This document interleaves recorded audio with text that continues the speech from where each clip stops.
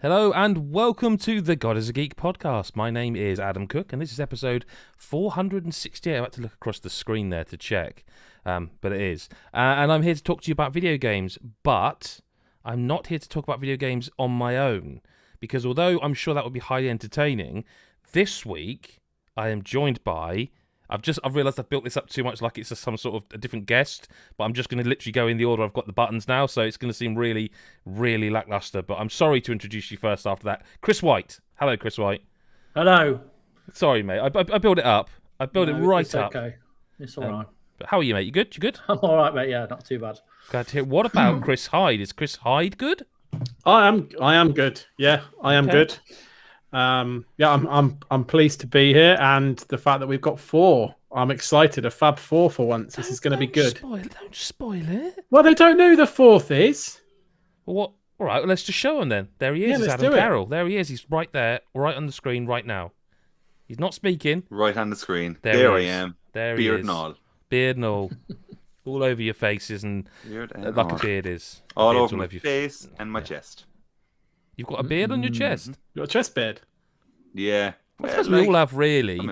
Is it We do. as like full as your actual beard? I think this has gone too It's far pretty already. full on, yeah. Okay, Yeah. never mind. It's pretty full on. But I think you have to be a Patreon if you want to see that kind of good stuff. Right. So that's just that, you know. Yeah, but That who's going to Pringles pay me sandwich to edit recipes. it all?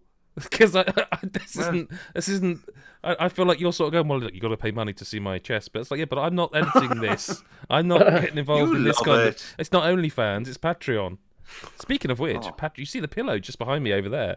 You can buy one of those yourself on godisageek.com, or you can go to patreon.com/godisageek, where you will find the goodness. Just go and have a look. I don't. When I you normally said speaking of which, I thought you were going to introduce your own OnlyFans page. Then I really thought that's where this was going. No, do you know what? Yeah. I'm not going to get into it now, but that word's come up far too often this week, and so has, for me, like NFTs and all sorts, and I'm not getting into it here, and let's move on. We are here to talk about video games. And the hate of myself here to introduce the game straight away and then start talking myself, we do kind of have to talk about the elephant in the room, which is me. Joking. It's Elden Ring. Elden Ring. We have to talk about Elden Ring, don't we? We have to talk about that game because I've been playing it. I played hours of it, everybody, and I'm just going to rub it in your faces and gloat about how many hours. Is that all right? That's what you know. That's fine. Yeah, it's Okay, cool. all right. The game's so I went into this, I think, probably more cynically than most people. Because I think I've spoke to you. I can't remember if we spoke about this on the video, Chris Hyde. I wondered if the series, not sold, but the whole genre and me had kind of like reached an impasse where it's like I'm done with them. They're not doing anything for me because I've not found one in a while that's like really been like, yeah, no, I want this challenge. I want this kind of... It's nonsense, isn't it, the lore? I want to see what they've called Estus flasks this time. You know, I want to... Oh, yeah, but, so I went into it fairly... I don't think cynically is the right word, but I went in it with kind of like, well, let's just see what this is.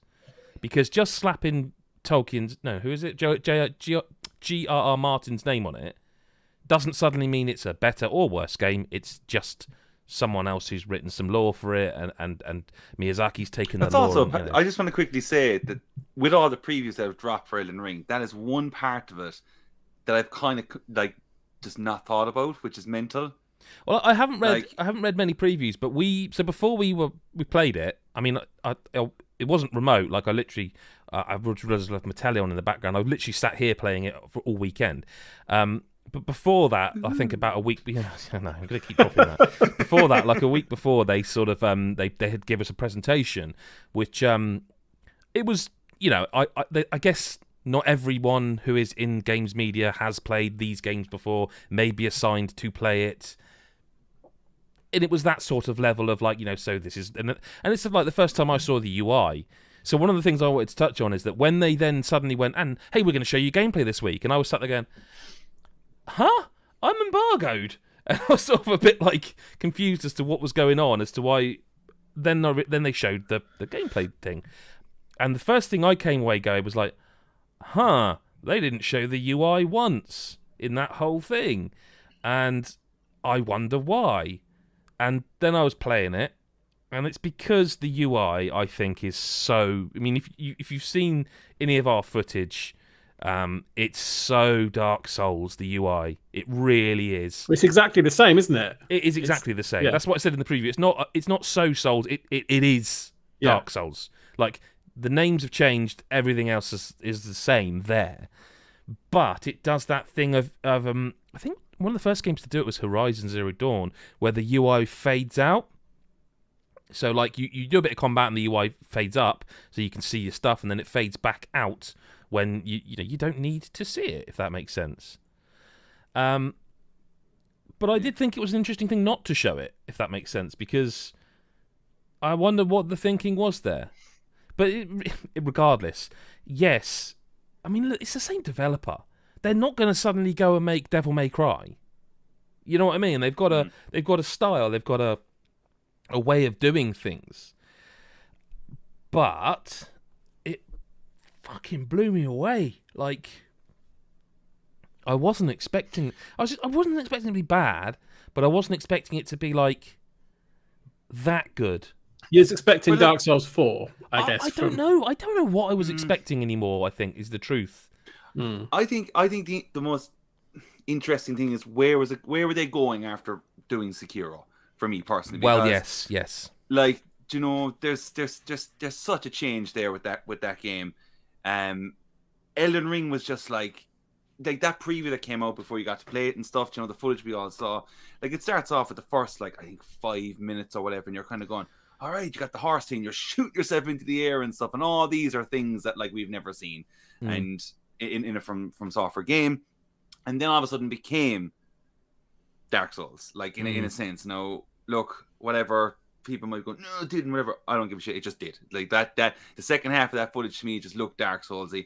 So for now, the previews being out there for what you've played, like, you did touch upon immediately, very soon in your preview video, that, like, there's Sekiro in it, which is very interesting in a sense, considering I think there's a lot of people kind of going, so how much Bloodborne is in this? Because that's the one that I think that a lot of people I have to say, I think Bloodborne is the one that's the least in it. I think, personally. Which is kind of crazy. They don't seem to want to touch that. Yeah. Like, From Software, Sony, they can't all be somehow able to hide from the amount of people who, like, there's still an active speedrunning game for that you know, people are still modding Bloodborne. People are still getting Bloodborne onto, like, debug PS4s and getting it to run at 720p but 60 frames per second. It's still happening. Like, this Bloodborne is not, you know, there's, like, weekly the rumor that someone's remaking it or a PC version's coming or whatever. But for some reason, Miyazaki and From don't seem to want to revisit that, or can't, or I don't know. No one knows, really. Well, they know, and that's it.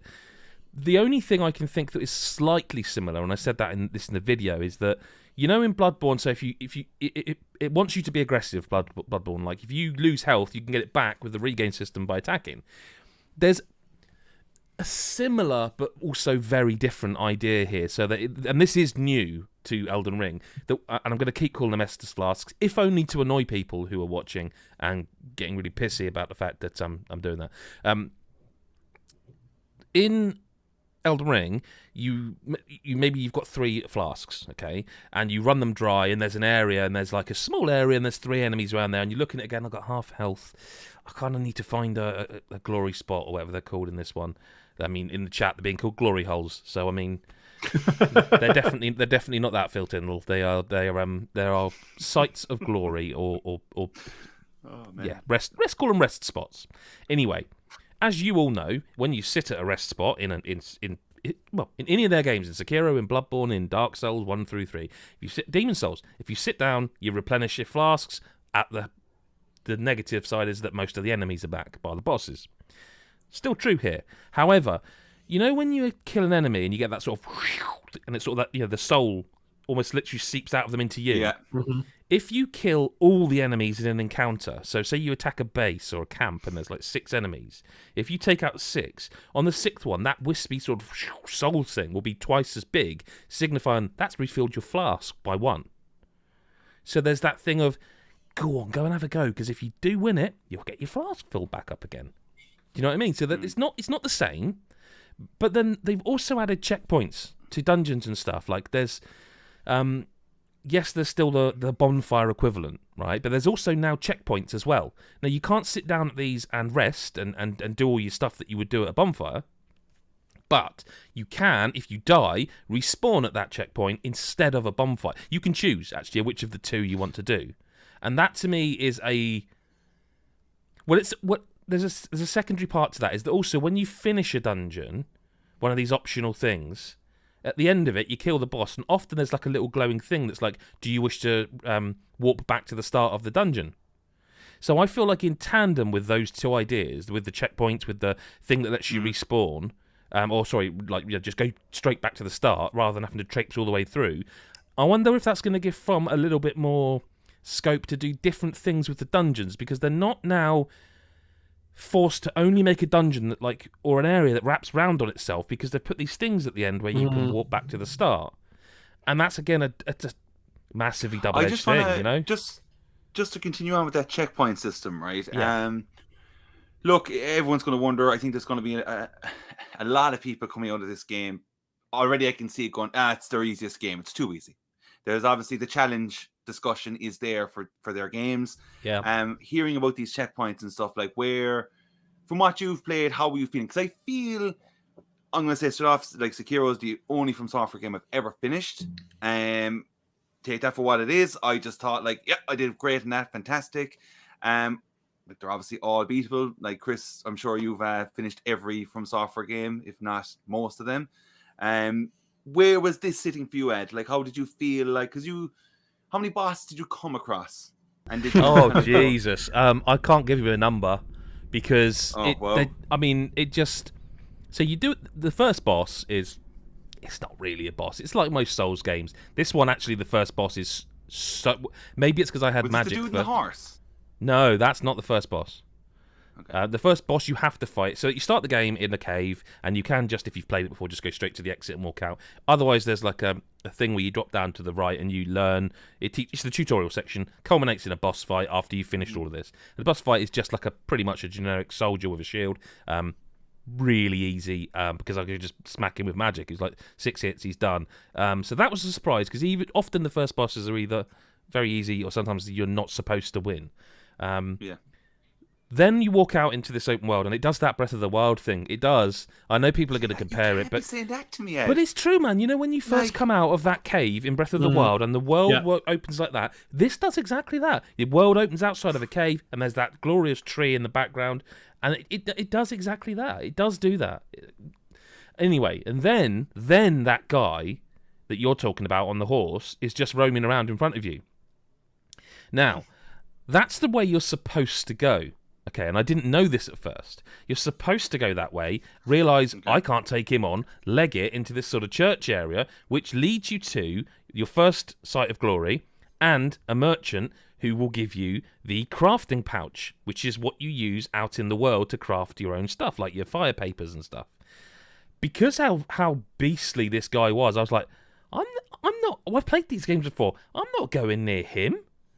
So I went off to the left, and I didn't find the crafting dude, or that sight of glory, or the merchant for another 2.5 to 3 hours, because I was just going all the way around the map, exploring.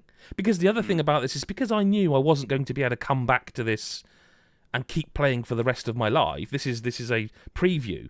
I thought, well, there's no point me sort of mainlining this, because I'm going to have to do that anyway at some point when the game's out, or if we get another chance to play it early. So I thought, I'm going to use this opportunity, because I should say, we weren't time limited. It's not like with the CNT where it's like you must play between these hours. It was just play when you want. So I got a good amount of hours. That's why people are putting up, we played 20 hours of Elden Ring. It's like, you probably didn't, but fair enough. You know what I mean? But because of that, I thought, well, I'm just going to go and explore the things that aren't critical, because they even I'm sure they've even talked about it.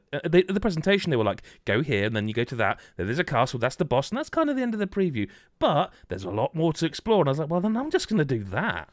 So I did do that, and it was that boss on the horse, and I was like, okay, fine, so I'm going to go that way then. I'll go up there, and went into a cave. Oh, Christ, another boss. It was like one out of Bloodborne almost. He was like all sort of fur, and, He kicked my ass as well, so I had another go at him, and I thought, you know what, it's just, I'm sure I'm not supposed to be facing boss after boss yet. So off I go, and I see a new enemy, and I'm like, oh, what's that over there? So I go and look at the enemy. Then a dragon scoops down, bursts flames all over this entire area. That's a really cool moment. Very cool moment. Very cool moment. But I'm at the point where I'm like, I can't kill a dragon. I can't kill a dragon in a normal Dark Souls game. So I went and threw a bit of magic at him, saw that it did like that much health, and went, yep, cool, see you later, mate, and then ran off. So then I ran off another way, and then I found another cave and another boss, but it was two bosses in one. It was two enemies, like when you get 2 health bars, it was 2 bosses. I beat them. I was well happy in this dark cave, and I got the items, and I come out, and then I found another boss, and then I went up a hill, and then I found these giant things that are like storm giants, and I thought, why are there like 10 of these roaming the area? They're massive. You know the things they've shown pulling they've been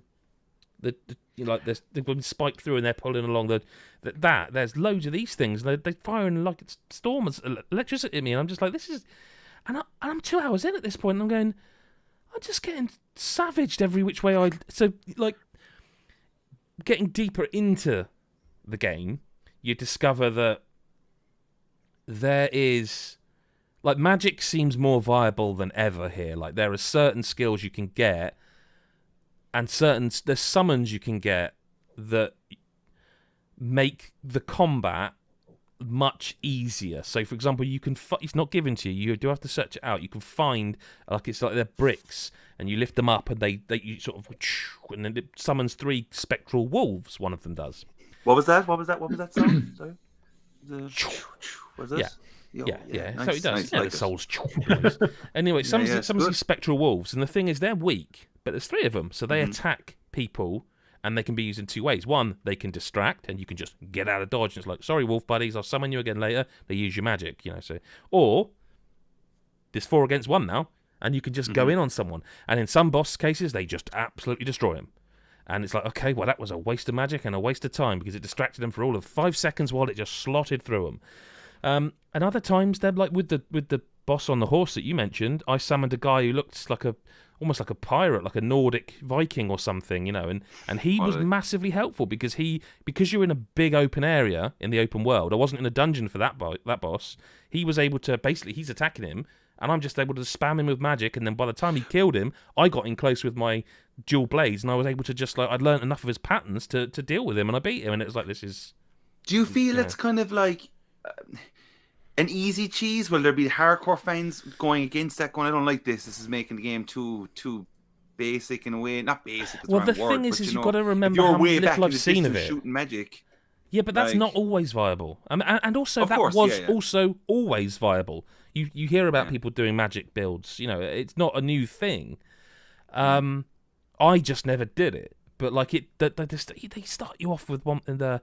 That I can't remember what the bloody character was, but like you got one that's the very standard light magic attack, which it was in Demon's Souls. It's been in every Souls game, and then there's one where it's like a sword, and you press your magic button, and it's this massive like spectral sword that you stab forward, and it does massive damage. But of course you're vulnerable. It's the same with the jumping attacks. Like they're really useful for breaking guards, but you're massively vulnerable in the air doing this. You're gonna take damage, and it's that combined with the stealth button, that's where I think the Sekiro comes in. Because it's the same as Sekiro. You can, mano a mano, I'm going to wait, because there's also, I didn't even get into this with you, Chris, there's another attack where if you block, you can do like an R2 attack after it, and it does extra damage, and does like, I think it's posture damage as well. Oh, so right. There's all like a this counter-attack stuff. type thing. Yeah, but not the old-fashioned parry. No. You are blocking. They hit you. You press R2, and it's a counter-attack, not a parry. Yeah. And of course, you've got all the arts that they added with Dark Souls 3, and you can actually now choose which art you want on your weapon by finding these arts. They're called like Ash, something Ash. I can't remember, but they're called something like Ash related. It's all that sort of stuff as usual. I don't know how big this game's going to be, but I will say every bit I played of it, I didn't notice a frame drop. It was glorious. It looked beautiful. It still keeps that Souls style, but it looks good on PS5. Just going off of the visuals and stuff, right? I think like, look, it's hard to judge when you're watching it, like YouTube videos and stuff of the game. Yeah. And it's very early to judge this, but like, how do you think it? Like, I'm looking at it going, this looks really great. I don't think the gory blood effects look amazing. I think that might change over time. I just don't think, from what I see, it doesn't look amazing. It's very vibrant red. It's very like, I don't know. It just looks a bit off. But going off of Bluepoint releasing Demon Souls, right? That game looks ridiculous. But I think that game's more like Bloodborne's Gothic style, whereas this has got the more Dark Souls medieval style. If that's fair. I'm not looking for excuses. This isn't going to look as good as Ratchet and Clank or those. It's not. It's not. But it runs well. I will say that's the thing, and that's what matters. That's kind of what I'm looking for. Yeah, I kind of feel like Demon Souls as well. Like they're smaller, contained worlds, aren't they? That's and true, I think to have the same graphical fidelity over a massive sprawling world is a bit too much. But what I would say is, this is to you. This message is to you. I got the same feeling I got from Breath of the Wild, but in a slightly different way. In that I was just looking around this world, and at first I was just like, I don't know, I don't know, and like because of it was because it's it's not the final version of the game. There are areas you can't go to, and they put up straight up fog walls to be like, you're not going over there yet because it's not the final game. And I was kind of grateful because I was like, I can't go. It was that sort of.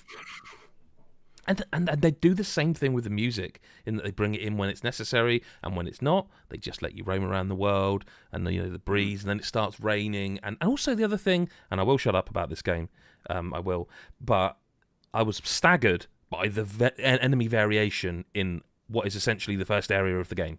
Staggered. Like, you got your human enemies, you've got dragons, you've got imp sort of things, you've got these like all weird snaky Bloodborne type enemies on the beaches, you've got the blobs that you see in a Demon Soul game. I don't even know what they are. There's the shuffling zombie, there's the storm giants. Also, this game's got a map. Yeah, the map was a thing. All right, I was a bit like, you can put markers on your map. Put markers on your map and go to them. Yeah, isn't it like 100 different markers you can lay or something stupid? I didn't check that, but I just, the fact you can pick up like map fragments to fill out your map, it seems so stupid to be like, well, finally From Software are doing this, because I'm sure there are people like, I don't want that, I want this and I want that. But like, they did that already. I think that's the thing I'm most impressed by, is that like they could have done Dark Souls 4. And people would have eaten it up. It would have got 10 out of 10s. It would be Game of the Year talks. It would be all of this. I'm kind of impressed that they decided we want to... All right, we know what we want to make, but we want to do something a bit different. And this feels fresh. But also familiar enough. And like, I'm really, really looking forward to digging into this properly, because I've been burnt with previews before and betas and all this sort of stuff and that's why I was like, I'm not doing what you're telling me to do. I'm doing what I'm fanning around doing, because I've been here. Like, I remember playing 6 hours of Far Cry this year and then having to play those 6 hours exactly the same again. And it's like, look, if you're giving me the opportunity to play something, fine, but I'm doing it my way, because look, Destiny's the one I always throw back to. I played that opening 2 hours or whatever like 4 times, and by the time the game came out I hated it, and I'm not having that anymore with games. I want to enjoy them.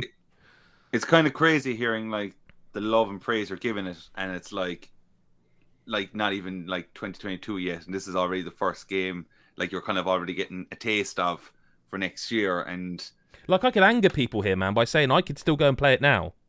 I'm not going to. I can't. I have other things I need to play. Did you order that collector's edition for yourself? No. Phil Tyndall's got a question in the chat, which is an interesting one. Yeah, are there any regular villages or towns in the world with regular NPCs going about the business, or is it just an other than enemies empty world where you exist almost entirely solely? No, there are NPCs in this game as there were in Souls games. I don't know. There's definitely encampments, but they were like the one that's on the screen right now was full of enemies. But there are. Yeah, I mean, I killed one NPC because, again, I'm thinking I just wanted to do stuff I wouldn't normally do. Do you know what I mean? I thought this is an opportunity to not worry about having to worry about my save.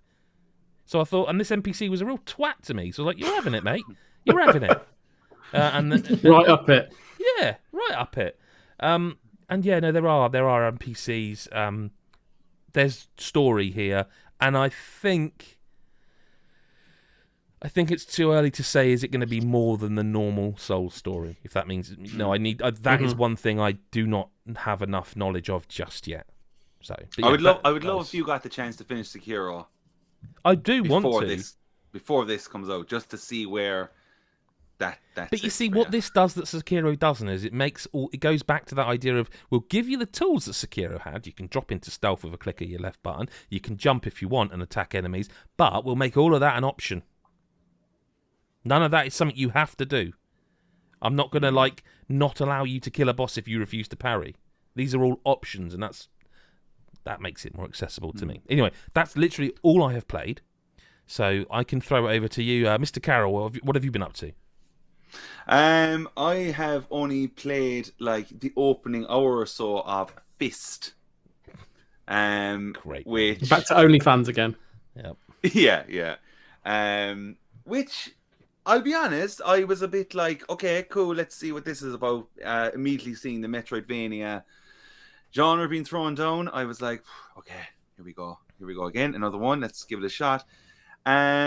This is it's cool. It's cool. I think, as I said, the story I can't really get into because it's still early days. But you're this rabbit dude who sounds really like he's voiced by David Hayter or something like that. It's pretty bizarre. He's got a bit of a Solid Snake situation going on, and he immediately what grabs me is how it looks. Yep. I think it has this kind of really cool steampunk vibe going on, and a lot of its use of the camera is there's a lot of zoom in and zoom out and kind of small space you're going through, so it kind of keeps it interesting. You kind of start wondering within the first hour or whatever, you're just kind of going, how is this kind of a Metroidvania? Now I still have yet to truly get there. You get a map obviously eventually, and you can kind of see then it has the percentage on the maps and all that kind of jazz, but you're basically this kind of rabbit who has this ginormous fist thing, this metal fist, and it's kind of it's not like a brawler or it's just it kind of is. Well, as you unlock moves. As you unlock moves, yes, it becomes more of that. A lot of skills and stuff, but it starts off with your standard, square is your light attack, triangle is your heavy. I played on PS5, obviously, and you unlocked in the basics, double jump and all that kind of stuff. Do you know the double jump? I wonder if it was just me. So it's very early. It's the first skill you get, I think.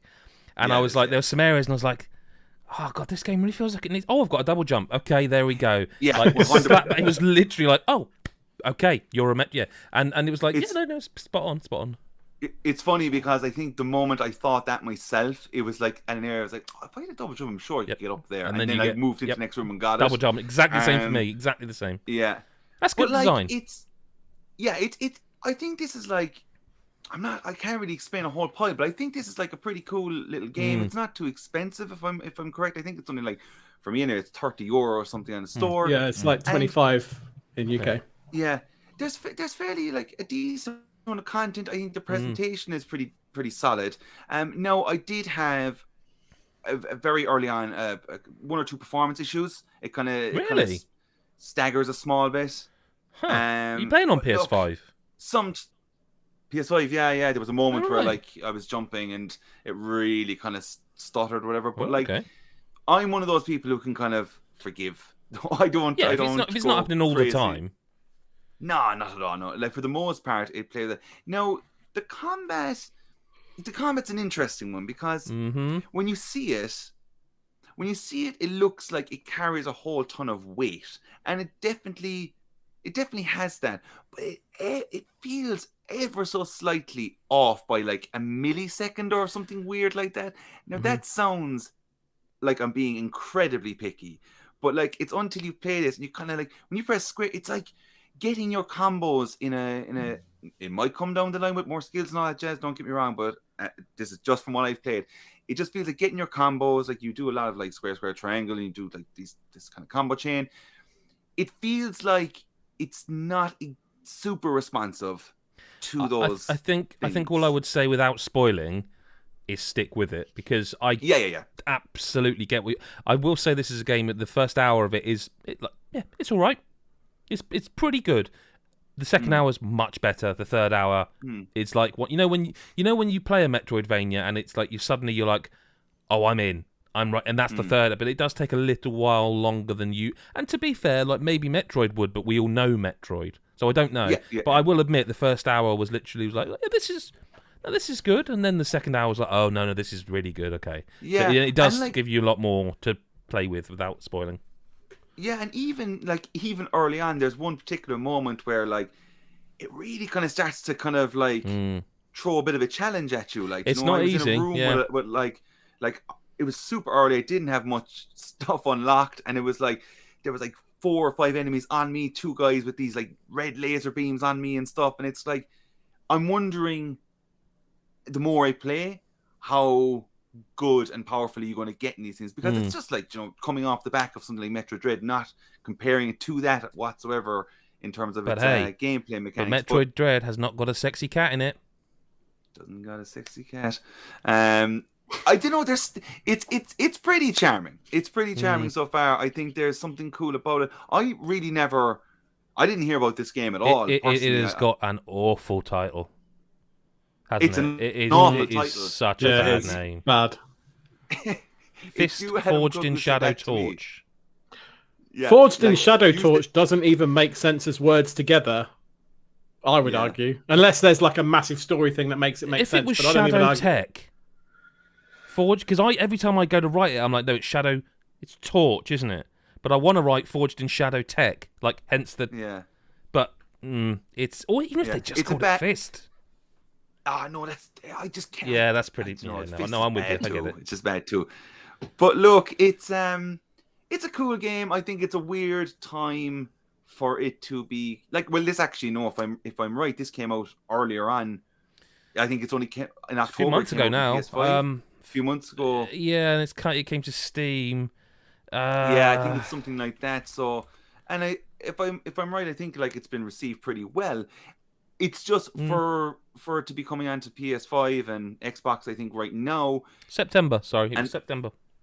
Yeah. September. Like, off the back of Metroid Dread and stuff like that, it's a hard sell, really, if you're going to pick one. But, as I said, the price is decent for it. And I think there's a nice bit of content that seems to be in it. And the story seems cool. There's fun characters. And the bear's good. I was really... What's that? The bear. Have you met the bear yet? Yeah, the bear's quality. Bear's quality. I'm definitely wanting to play more. Like, I've definitely have other things that I need to play for. Yeah, I don't think this is particularly long. Yes, you do. Yeah. No. Have you got anything else you've played this week, or should we move on to Mr. Hyde? No, that's all for fair now. Enough. Mr. Hyde. The next game we're going to talk about is a game I really want to fucking play. Okay, go on. Well, Chris, sure that's for you, Chris. Oh, for me, when you said go on, I thought you were going to let Adam introduce No, I meant you go on. No. So I've spent about, I want to say like 90 minutes or so, I think, with Forza Horizon 5. Like, got it on Game Pass a couple of days ago. And, ripped the Band-Aid off, not played a Forza Horizon game before because I got my Xbox after Horizon 4 came out and downloaded it, but never got around to actually playing it because all the stuff that came out. Sorry to interrupt so early. So this is your first Forza Horizon? First Forza Horizon game. Now, what's your history with driving games? Like, are you in... I know you're not like they're not your first genre, but you like driving games, right? Yeah. So I like driving. I tend obviously. Less so like the real like simulation side. So that's what I was going to ask. So this, as your first Forza Horizon game, must have blown your fucking socks off. Because you're playing on Series X as well, right? So it's got all the graphics and all the... I mean, saying it out straight away, like, I fucking love it. Yeah. Like, it looks astonishing. Yeah. And from what I've played so far, like, obviously you guys have played it, you'll know that they kind of throw you in various different cars pretty much within the first They are what... I mean, Chris White, you've played a lot of the Forza Horizon games as well. You'll back me up on this. This is a studio that knows how to start a game. I always think back to the start of Marvel Spider-Man, how that starts, where you're literally straight into swinging, and I'm thinking, oh, what a way to start a game. It's the equivalent, isn't it? Like they know how to They start a showed, video this is game what they off. showed at the game. Oh, I want a game. Yeah, they some did. I was a Xbox bit worried showcase about that.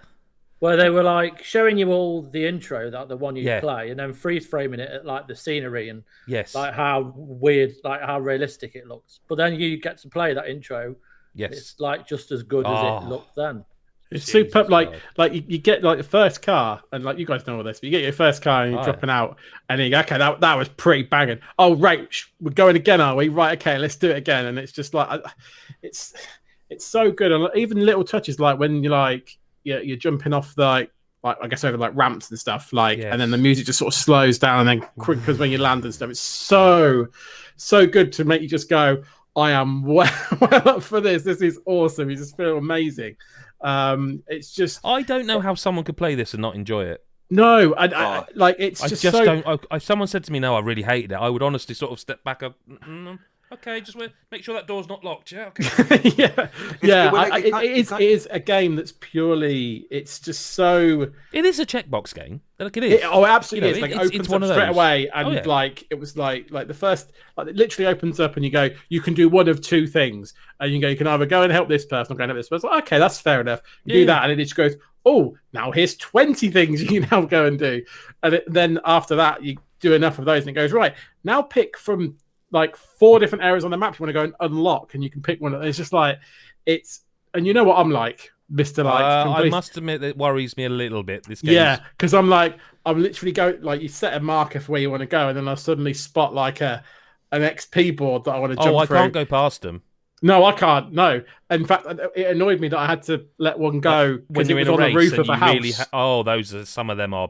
Yeah, and I was like, I can see what it wants me to do. It wants me to drive halfway up a mountain and then drive down and land on the roof, but it was trying to get I'm thinking, I've played this game for half an hour and I'm driving up mountains and driving down them and trying to land on a house. Just that to get one that was on top of a house. I spent 30 minutes. I was like, no, I've played nearly 30 hours of this. I'm not driving past this anymore. I have to get this. Yeah, and it's not even for that. Like the reward isn't even that. Oh no, it's not great, worth it at all. But it's this infuriating. Well, it's still purple on my map. I want it to be grey. It's just so annoying, and I love it as well. Like, again, it's a game made for me in some senses because it does all the leaderboard stuff as well, doesn't it? So it goes, oh, here's the person that's just above you who is slightly better at the thing that you're trying to do right now. So this person's found this many boards, and then if beat you just them, get and a few Steve more, you'll overtake along. them. What's that? Then you beat them, and then Steve comes along. Yeah, exactly. Yeah, and you just like you just want me to keep going, but you do. Like I found, like I just want to keep going. Like I thought I'd be the person, if I'm honest, that would be more around. Like initially, I'd be like, okay, I'm the person that wants to do more of the collectathon stuff than like maybe the races, or do more drag stuff rather than the races or whatever. But like, I'm loving every bit of it. Like I'm doing you'll do one race that will be like completely on tarmac, and you'll do another race which is dirt tracky kind of rally stuff, and it feels completely different to drive. And then there's the trail finders. Have you found one of them yet? What's that? Sorry, the trail. Is it Chris? Is it trail finders or trailblazers? You know, the one where you just basically blazers. I think. Yeah, where you just go through the start, and then it's like, well, the end's over there. Off you go, and you just find your own way there within the time. No, limit, I've not done one of those yet. But just got Skyrim it, have you? Just well, you don't have to. You don't have to. And in fact, sometimes you do that and you think, oh, shit. I've made the mistake because I've hit too many trees, whereas maybe I've just followed the bloody road. I haven't found that one yet. But no, there's loads of them. That's a discipline. Yeah, there's so many different types of events. The only constant I find is that every single race that I'm in, the AI-controlled Lyle character tends to fuck me up in every race, which I think must be pre-programmed into the game. But, I had a word with Playground, and I know. Yeah, if you see it's this there's game Lyle tag, it must just be an steering arse. erratically, trying to knock me off the road. I had that, and it was Nicola and McPoo in our Discord. Oh yeah, those two were my absolute nemesis. I find it's so ridiculous. I find myself going like, fuck's sake, Kieran, slow down. It's like he's not real, and he's not there, and he can't hear me. But I'm literally shouting at him because the AI equivalent of him is steaming off ahead, and I need to catch him up. But yeah, it like I say, like I've barely scratched the surface, but I can very much see this game being one of those games that just ends up being, you know, a massive time sink, and one of those games you literally just turn on and you think you're going to just do it for half an hour, and you've played 4 hours, and You've done so much different stuff in those 4 hours, and you don't want the time back. It's just there's so much to do. huge from what I can see. It looks like, and it's dense as well. So it's huge but dense, which is like you're not just driving around for ages and there's nothing to do. There's always something really nearby that you can do. And yeah, I'm just loving it so far because, like I say, I must have barely scratched the surface of the event. I'm about to go and do a massive storm chasing thing that I think is the next big thing I need to do on my. There's so many cool things about this as well that now it's in the public's hand. Because it is, like, you know, Chris White and I obviously were both playing the shit out of it, but it's a big game, and we saw everything we needed to see, so to speak. But there are always little things that people find when games come out. And I discovered on Reddit recently that do you know the Halo car, the Warthogs in this? I don't know if you got it. I did get that. I think its top speed is like 117 miles per hour, which is John 117. Oh my god! I mean, cool. What a little touch to put in there. It might be 137. So I can't. Are they really hard to control? No, actually, it's quite a good vehicle. Maybe it's not. There is a vehicle related to Halo that has got that, you know, and there's that times there's so many of those, just these little, and you think, wow, you know, I don't want to blow smoke up their asses because I mean the critical scores have shown what everyone thinks of this game, but the game I keep thinking about when I'm playing it, in terms of how it makes me feel, is Super Mario Odyssey. It just feels like this big warm hug. Like there's nothing about this game that isn't like, love me. There's nothing about it that's like, oh, you know, there's no abrasiveness to this game whatsoever. It feels like that kind of game, like that. Yep. If you just like playing games, and you, as you said, if you can't not like it. Like I've yet to still play it. I've played Horizon 3 and 4 quite a bit. But like anything I've seen of this, I'm just like, oh, this just. Like I say, that it just lacks. It lacks any level of abrasiveness whatsoever. It just wants you to have a good time, and that's why I think of Odyssey. Is it just wants you to have fun, and I don't know. Like, I know there's a contingent of people who'll be like, well, we can't, and this isn't like a spoiler or anything, I'm just talking generally here. There are often the conversations where people go, well, we can't give that game of the year because it's just a driving game. Which, like, I think I'm not saying this is my game of the year, I'm not saying it will be our game of the year, but I'm saying it absolutely is in the consideration for me because it is a masterpiece. They have made a game that is just so.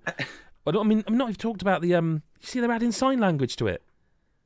Are they? I didn't see that. That's incredible. Yeah, the accessibility options. I saw something like that. Yeah, they're adding sign language to it. You can slow it down. Yeah, you can slow the game speed down, but the mechanics and physics stay the same. So if you're struggling with the speed of it, but they're adding sign language to the cutscenes. That is. Yeah, that's incredible. I mean, that is. I was going to ask. Just want to go fair play. Yeah. Sorry to interrupt. That's rude. I was going to ask. It's not rude. Well, it was kind of rude given the stuff you were talking about. The passion, you mean? The stuff about like rewinding, has that always been in Horizon games?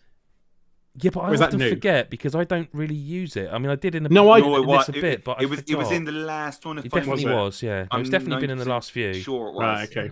I think that's a nice touch. Like, because I guess like sim games like tend to punish you if you make the slightest mistake and make you restart. Whereas this is like you can if you want to. If you want to just play with if you know mistakes and all, you can just keep going, or you can go. Do you know what? I just took one corner wrong. Can I just try it? Just do that one corner. Well, I'll say two things about that. One is that there were some races later on where definitely use them because they're very, very, very, very, very, very, very long races. And two, pro tip for you, use them with the jumps. So when you do a jump and you cock it up, rather than having to go all the way around, back to the start, work out your position, just rewind it and just do the jump again. I think that's what it's there for. What Horizon has done for quite some time now is, and especially going off the back of this one, I'm sure, they just create a game that's for people who love playing like Gran Turismo's and Forza Motorsport, and then the people who also just like playing Mario Kart. Yes, and that's all it is. Yeah, that's what this game is. And it's, I mean, there are monster trucks in this game. That's achieved. You know, what's that? There's a monster truck thing in this game. Like, you know, it's like it's just, I don't know. Like I feel really happy for them. I feel quite bad for Turn 10 because they've got to at some point put out like Forza Motorsport, the new one, you know, the one on the new engine. By the way, this is running on the old engine still, so think how good Horizon's going to look. I don't know what they could do other than go down that, and they already were going down that route of we're like the Gran Turismo version. Yeah. But I prefer the Forza Horizon games. They're brilliant. Yeah. They just look, I don't know where they go next. Quality of that series can have both. Like it's super cool. And it's also quite exciting to think about the fact that this is the studio, not this direct part of the studio, but they're the ones that are being charged with making Fable. Yeah, That's kind of pretty exciting. Yeah, that'll be good, I'd say. What else, Chris Hyde? I've been playing lots, but the game I'm going to talk about is I've been playing some Call of Duty Vanguard as well. Now, I will just kind of say that I've been playing the multiplayer of Vanguard. I haven't actually touched any of the single player yet, so I can't really comment on that. I don't know if Mr. White has, but I've been playing purely the multiplayer, so I'll start with that. A few things like that I want to say. Like I'm really enjoying it. Considering I thought it might be a bit of a stopgap kind of experience to the next one, and therefore feel not very different at all. But it feels fun. It feels good. It feels responsive so far. A couple of things I do just want to get out of the way straight away. It feels like the matchmaking to get into an initial party at the moment, like you might as well just go and make a brew. Like it literally it can take 10 minutes to get into a like a lobby, a group lobby. Like you're in with your friends and just waiting, searching, finding a game for ages, and then it will connect. Once you're in, like you haven't even got time to just kind of amend your class before you're into the next one. It's a bit like the whole FIFA thing. We haven't got time to shoot. So when once you're in, and it's dead quick. But like finding that initial party just seems to take so long. And if you, for any reason, get disconnected, and there've been a few times when that's happened, and you have to start again, you're like sitting there going, "Oh my god!" Like, Can I guess that you're with friends when this is happening? Yeah. I have got some friends. That's a problem they've had for a while. No. The reason being is that what it's doing there is rather than just matchmaking you into a game, it's matchmaking you and your party into a bigger party, trying to scale it all correctly, and it does. So I'm sure that's the obviously if it was just one person looking for a game, not excusing it, but yeah. No, and I get that, but like, it still feels like it takes a little bit too long. Like I've been in, waiting for finding matches in COD for years. A game of this size, it shouldn't take long at all. No, it just feels like, and there should be a lot of games going on. The game's brand new, right? It shouldn't be struggling to find a suitable. I will say it's not had the hype it normally has. No, but it's been quieter. I don't think the sales have been as big. That might be wrong, but I'm sure I saw something that said the sales have been a bit softer. But I don't know if that's true, so don't quote me on that. But no, I'm enjoying it. And some of my friends are very, very much enjoying it. Like, haven't turned the bloody thing off since it's been launched, which is absolutely crazy. But so there's definitely something about it. The guns, like I said, the guns feel good. They've tweaked they tweak them every year, like the perk and upgrade systems and operators and stuff. So there's enough in there to kind of like always be leveling something up and unlocking something when you're playing. So yeah, I'm enjoying it, but like I said, the matchmaking does feel a little bit frustrating at the moment. But other than that, I just don't feel that shouldn't be the case. And I think if I was playing this next June and everyone had moved on, I'd be like, okay, it's taking a while to find something. But the good thing is, like, once you're in, you're in, which is fine. What's that? Not for Call of Duty. No, but I'd probably give it a little more grace, but I feel like in November, like, why am I struggling to find a game? Why is it taking that long? a few years ago, I don't know if it's still going on. There were people playing on hacked 360s still on the old original Black Ops. Yeah, because it's not Call of Duty games don't. They rarely lose. I mean, obviously, a lot of people move from one to the next, but not everyone does. A lot of people. This would be a Christmas game, and I mean, I don't know, Chris, what your experience has been online. If you've had the same, or if it's just literally my bad luck. Yeah, so I don't have friends, so I haven't played the multiplayer. We've seen the video of you playing multiplayer. Oh yeah, yeah, that's why. I've definitely been doing Chris's equivalent of that. That's fair. However, I have finished the campaign. I want to know about this. I do want to know about this. Should I install it or not? I would definitely. It's much better than Cold War. I think. Okay.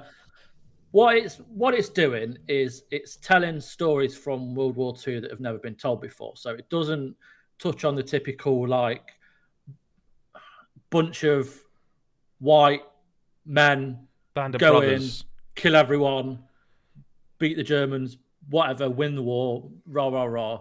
It's very specific in what it's doing.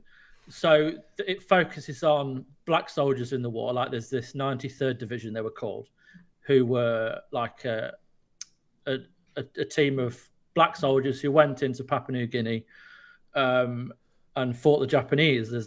So it follows them. And I can't remember her real name, but there's a very famous. Whoa, what's going on there? Effects. I was in the war. Yeah, Kojima Productions. Kojima producing this podcast. Yeah, I know. Are you in a bunker? Yeah. So she's a famous Russian sniper who the character in the game is voiced by Laura Bailey, with a Russian accent, which is just delightful. And she plays someone called Polina Petrova, and she's like this incredible sniper based on this famous woman. And so it's basically what happens. It's the birth of the SAS, and each of the characters in Special Forces, and each of the characters within this unit, they get captured by the Germans, and then this story follows them as they get captured, and they're kind of interrogated individually by Dominic Monaghan playing a German. I heard that. I heard that he was, which is just weird. Yeah. But he's great in it. And as it's telling this story, it then goes back to all these famous periods of the war where they all kind of played a role. So like in Stalingrad, where Polina kind of, her father dies at the start, and then she kind of goes after the person that assaulted her city. It's got the Battle of Midway from 1942, like the famous air battle. And then it goes to Australia, all over the place. Like I said earlier, Papua New Guinea. But like, so this it's like it's an interesting story. Like I was gripped, and I enjoyed playing it. Like it's not all out warfare. It does have those quiet moments, but there's like the destructive environments which make it a lot better. So like normally you'd be able to hide behind something, but if someone shoots it enough, like a brick wall, it'll deteriorate and it end up exploding. So you can't hide in a house from like an MG gun. That eventually they'll blow through it. So that kind of adds that strategy to it. Another thing which is very different is how each character has a special trait. So like with Laura Bailey's character, she can climb up walls really fast, and she can crouch and go under, like between desks or holes in a wall quite fast, so she can move around. She's quite agile. Another one of the characters has like Deadeye, so you can activate it, and then you'll start aiming at soldiers like one by one, taking them out really quickly within a certain amount of time. So you get to kind of try those all out with each of the soldiers. But it's evolved, and it feels a lot better. It looks incredible. On Xbox Series X, however, there was quite a lot of lag, like through some of like a lot of the cutscenes, and then the more intense moments. Not necessarily when you're in the middle of gameplay, but there was like when you run in at certain points, it lagged, and this should not be the case. So I mean, I haven't read mixed review. I haven't read any reviews, to be fair, so I'm not entirely sure if this has popped up anywhere else. Like it's not enough to.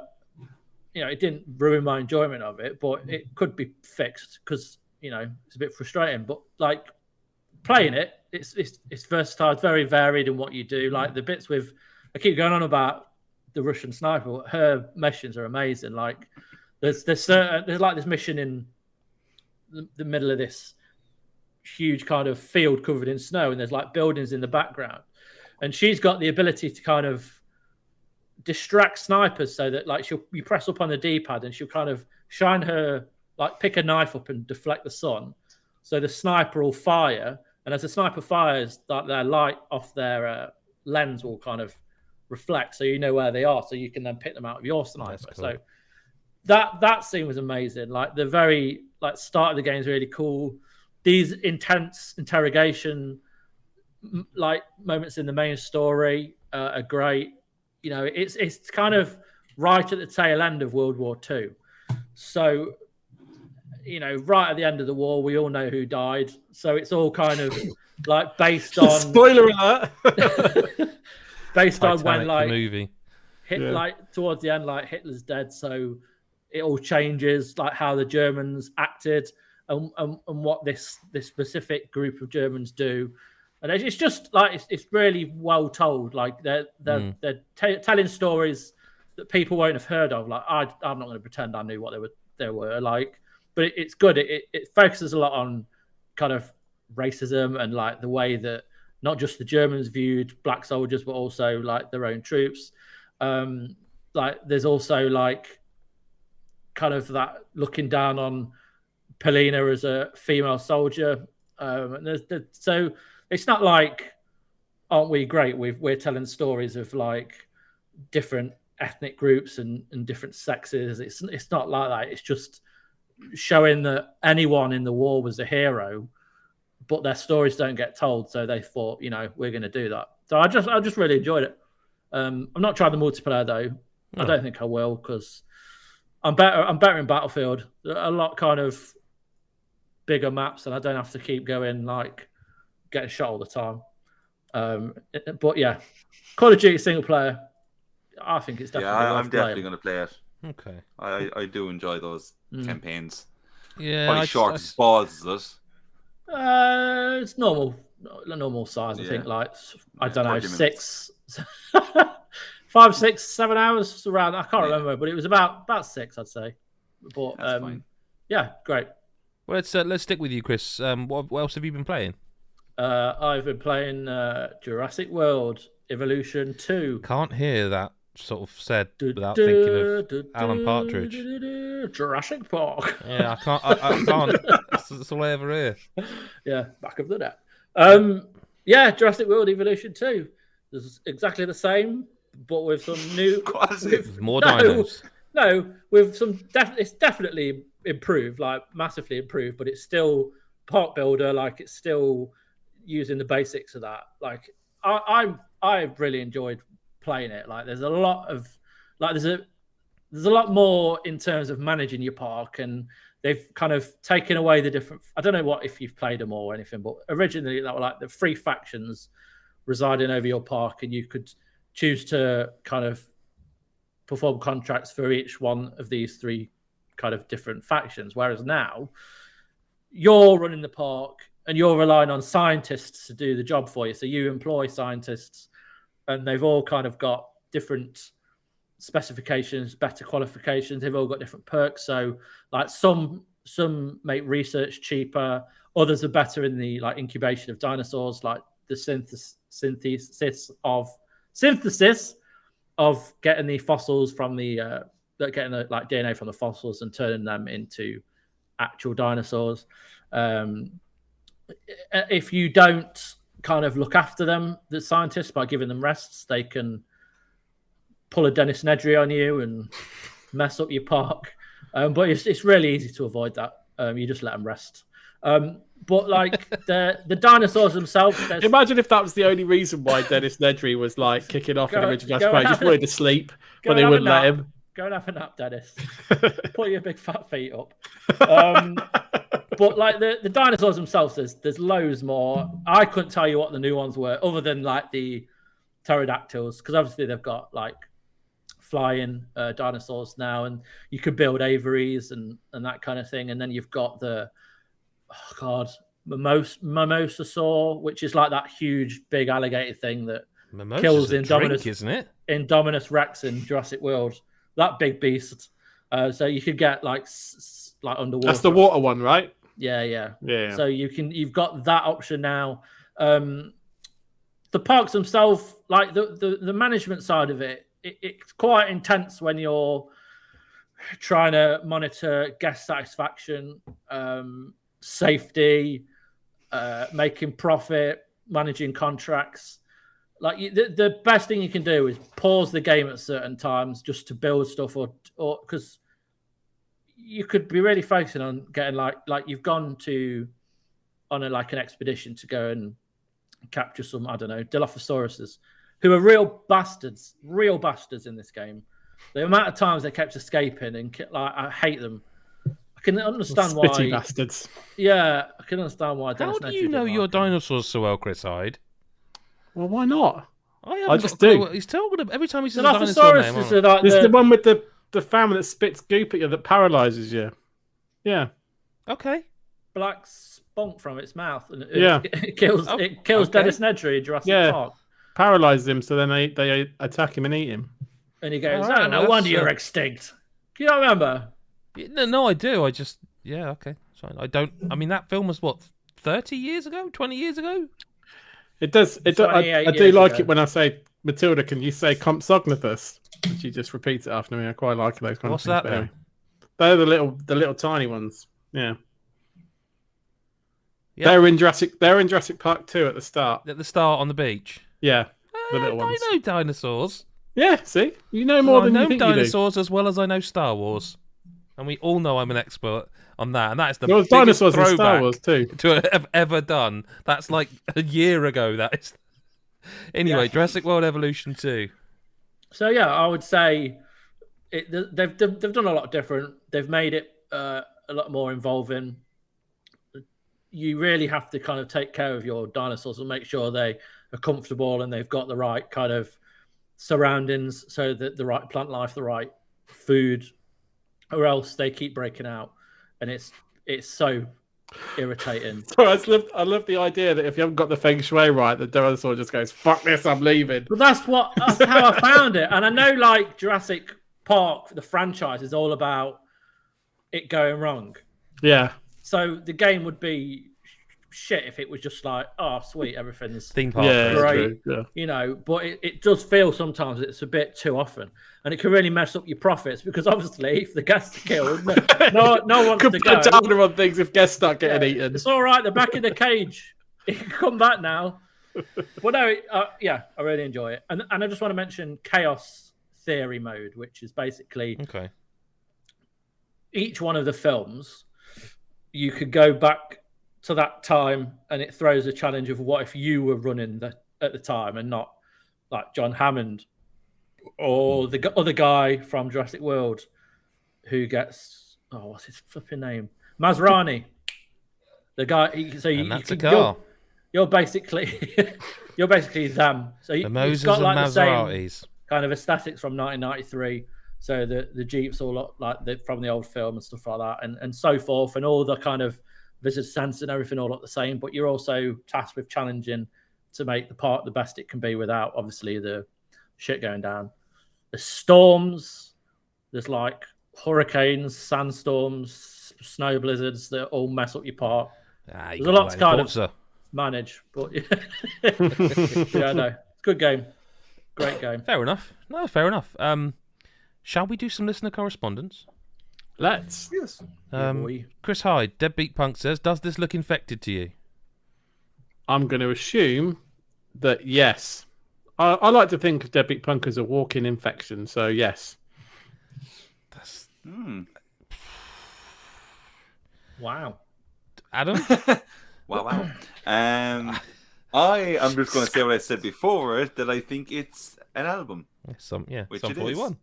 Oh, I thought it was Blink 182, but it's some 41. Some 41. No, that was all killer, no filler. Yeah, that was Even I know that one. Yeah.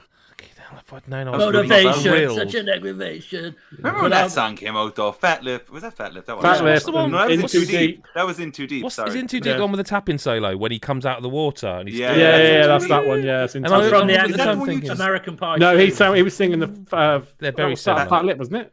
They're both very similar songs. Didn't we? Hey, we're all talking over each other. Right. We're all excited. So excited about Sum 41. Someone in the party, my name is Al. Yeah. Jeez, that was a good old big song when it came out, didn't it? Banging.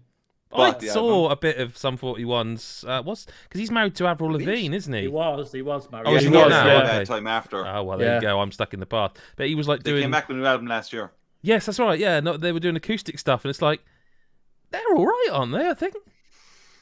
Like, I don't know enough about them. I never listened to a full album by them, but like they seem. Oh, that album was banging. I watched some of their live stuff, and I was like, had some tunes. I'm not convinced they were the best when musicians. I was younger, and they toured with Real Big Fish. It was, oh man, what a gig that was! Good. So yeah, it looks infected. It looks infected. Yeah, man. Yeah, I would say cut it off. Oh. There you go. Cut it off. Yeah. McPoo says, when was the last time you ate a yogurt? I nearly said yogurt then for some reason. I think it's because it was the way it's coming out a yogurt, or it'll go really country. When was the last time you ate a yogurt? I know. Yeah. What way did you say it? Yogurt. Oh, come on. What? When did you last eat a yogurt? How you say that word? Yogurt. Yogurt. Yogurt. You sound posh. You sound posh suddenly. Yo, would you like a yogurt? You say yogurt. I'm going yogurt. I'm yogurt. It's a yogurt. How do you say it? Yogurt. Yogurt. So you're doing it almost the Americanized yo. I fucking not doing American at all. I hate to tell you this, but You are, mate. It's a yogurt. Sorry, mate. You are. A yogurt. Yeah. Yogurt. I say yogurt. It's scone or scone, isn't it? Now we don't know which one you really say. So I tell you, what, you read the question, and that way we'll get the natural timbre of your where you say it. What's the question? Say a sentence. I don't have it. When was the last time you ate a yogurt? When was the last time you had a yogurt? American. When was the last time you had a It's yogurt? that's the American pronunciation, yeah. It's not an American. I'm actually offended. Maybe it's the Irish pronunciation. Maybe the Americans have copied the Irish That's pronunciation. what I was going to say. Yeah. Yeah. Well, they want to be Irish. Yeah. That's true. Yeah. They love. Well, when was the last time you ate a yogurt? Oh yeah, I suppose we didn't answer the question. Not too long ago. Probably about a week ago. They're good. Yeah. Good. Yesterday. I had one yesterday as well. Yeah, I had an Aldi, like Cornish cream and lemon thing at the bottom. Well, yogurt. nice. Yeah, real nice. I just have ski ones, the fruit ski ones. Adam's looking at me like I've just said the poshest thing in the world. It was from Aldi. It was. I think they pay you to take them. yeah, I know. So, I don't go for those kind of yogurts. Well, all right. So hang on. Chris White needs to answer first, then we can get into the yogurts. The last time I had a Yorgite was probably about... You call it a Yorkie? A Yorgite. Yogurt. Yorgite. I haven't had a yogurt in time. Really? Probably about a month and a half ago. Okay, so this I have a question I want to ask as a follow-up, right? And this is important. This is actually really important to me. So this might affect friendships, okay? Oh, wow. In a yogurt, bits or no bits? Bits. Well, I mean, look, I can have either, but my ski yogurts have bits in them. But right, bits are good, man. Bits are good. Are you anti-fruit? Is that your problem? If you gave me a yogurt with fruit in it, I would not eat it. Not even a bit of strawberry. Absolutely. How dare you? You just want to have petit faloos. Do you know what petit faloos? Yeah, you happy with that. yeah. Petit faloos. Matilda has them. You'd love them. Yeah, I would. That's what you'll be having. Yeah, they're good. Yeah. What's wrong with that? Like, I don't mind Greek yogurt and stuff. Obviously, got no bits all in, these but bits like just going around in your mouth like lumpy mashed potato. Oh, you nice. disgusting. No, it's just bits of fruit that you eat, and you don't go big bits, all lumpy bits, and. Oh, what about Muller? Like the Muller corners, corner things. like the Which biscuity ones? And No, they're fine. All of them, but they've got bits in. But They've literally got the lumps you're talking about in. But they're not chocolate. What? But they're chocolate bits usually. No, get a fruit corner with the strawberry. No, I wouldn't eat one. No, okay, right. Oh, So it's the texture of the fruit inside those things. It's all like slimy and gloopy. Do you know, it's like someone. So you'd have like the jam choco into it balls or the hoops, banana flakes or something. Yeah. Yeah. I don't want any jam spap in there. Banana flakes. Yuck. rotten fuck. Just banana That's a bit harsh. Oh, a jam I spap. know it's harsh, but yuck! I was offended by banana flakes. Do you know what can get in the bin? And it gets put out in the world as a yogurt. Yep. Right. Yeah. No. Those Cadbury's chocolate yogurts. You know, like they might have like twirl or crunchy. Oh, the Rolo ones. They're great.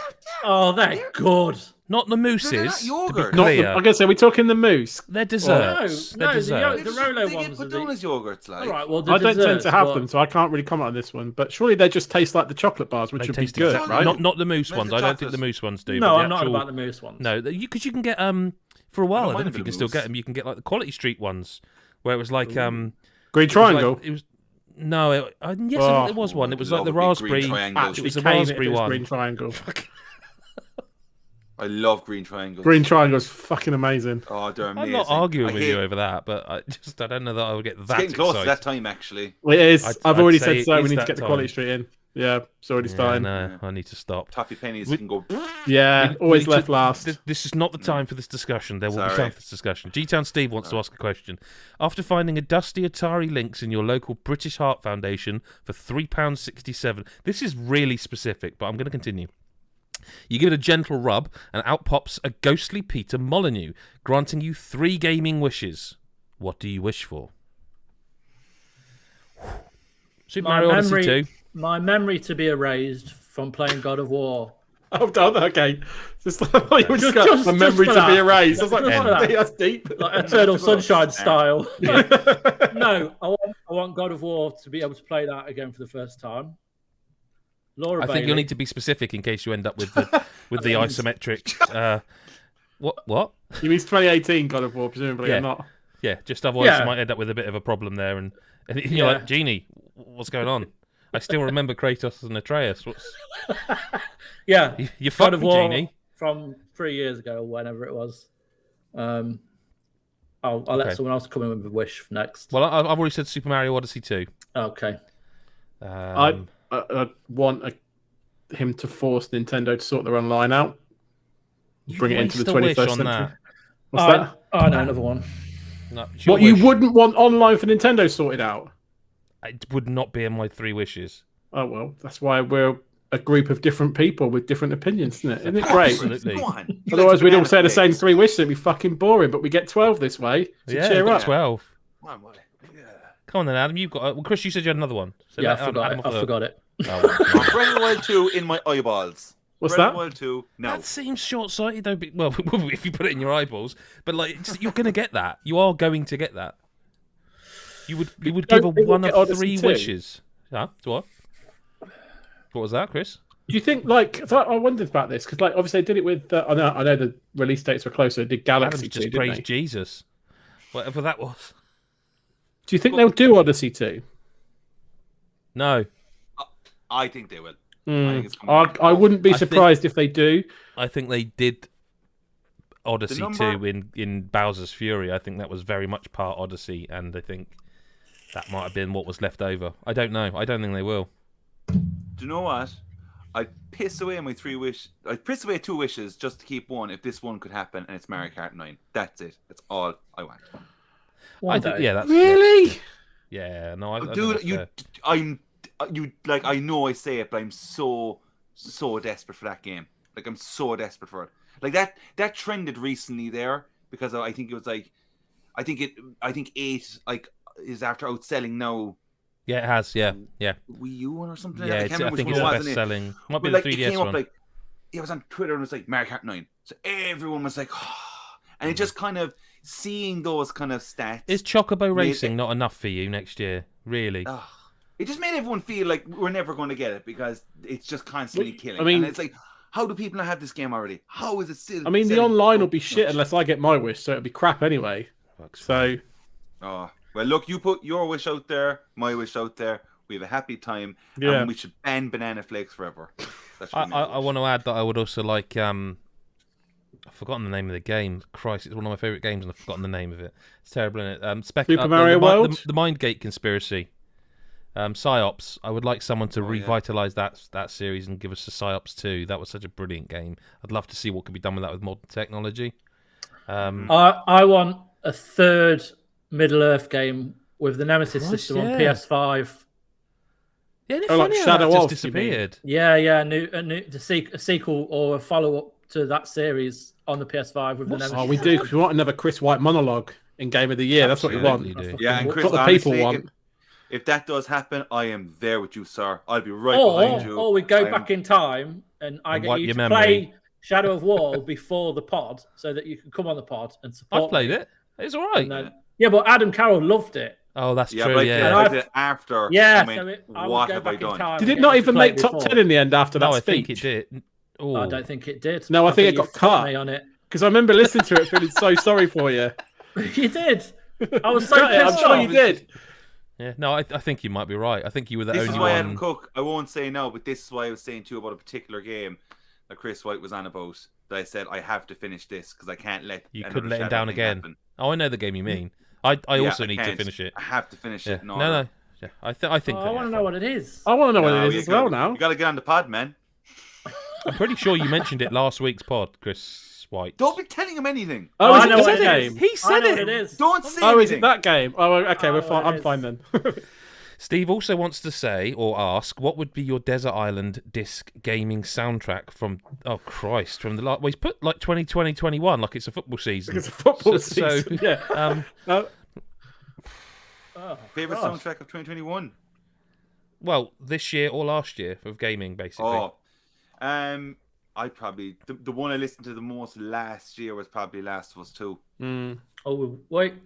Oh yeah. Yeah. I'm the same. Yeah. Okay.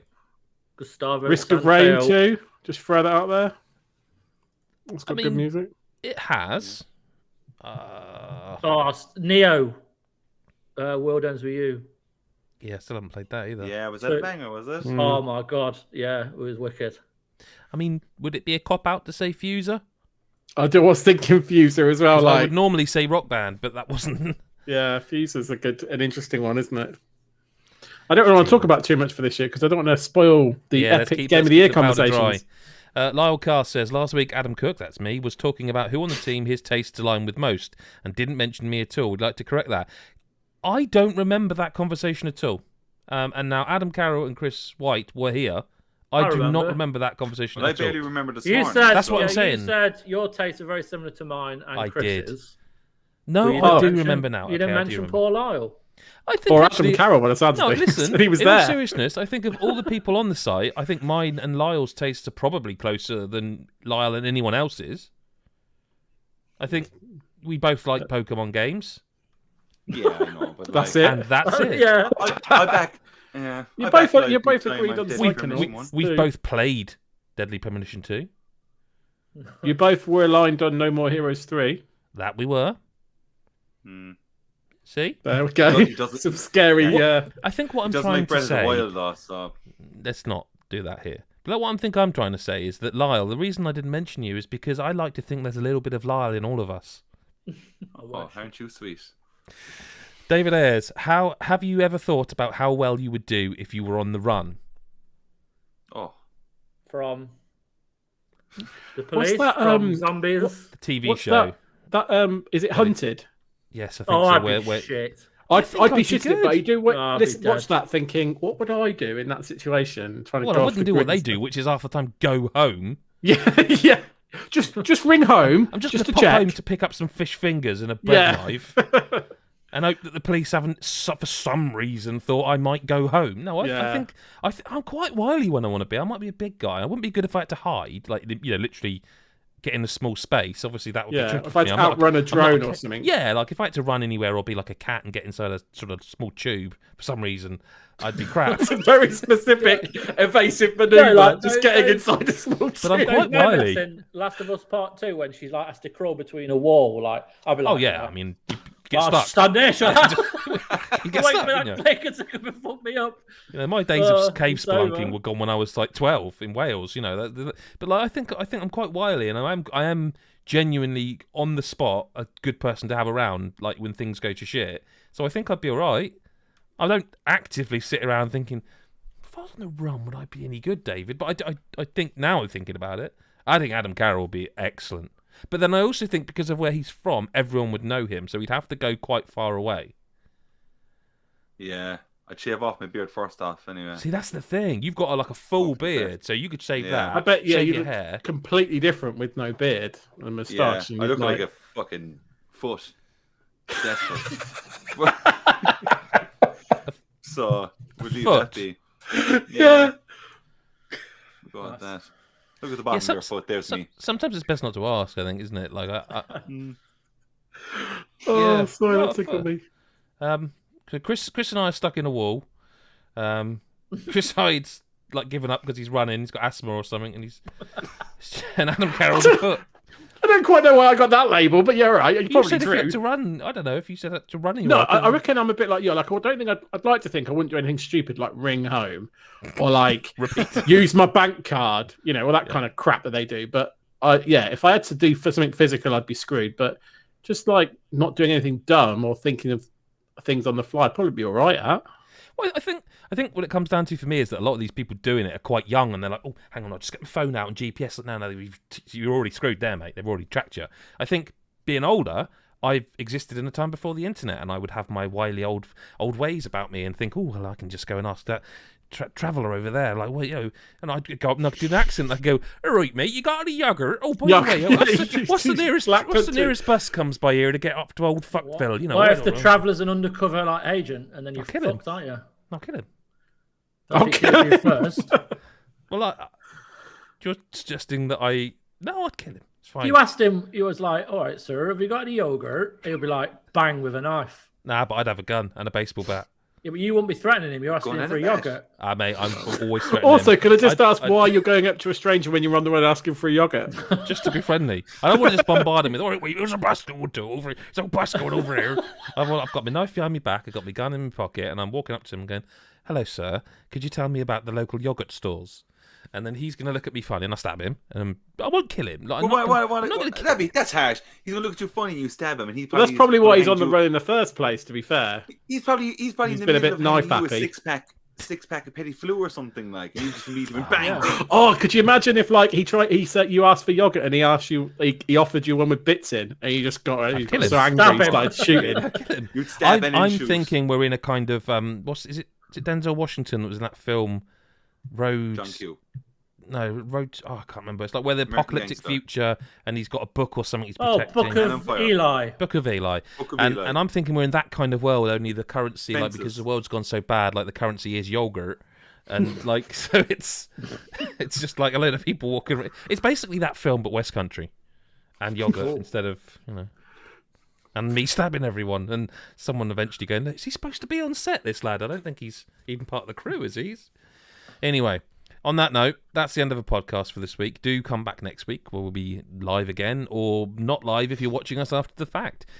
We got a competition to give something away, which at the time we're actually live. I can't show you because I'm under embargo. But on Friday, or today if it's Monday, have a look on our Twitter. There'll be something cool we're giving away, and I'm not going to make it difficult for you. Subscribe, hit the bell button, and wave at everyone when we wave. I don't think that when we wave, they wave back. Yeah, the whole world does, yeah. Yeah, well, let's not be silly about this. But other than that, yeah, Chris and Adam, thank you so much for being here. Thank you. And to everybody else, we will speak to you next week, or whenever you choose to listen. Bye-bye. Bye-bye, world.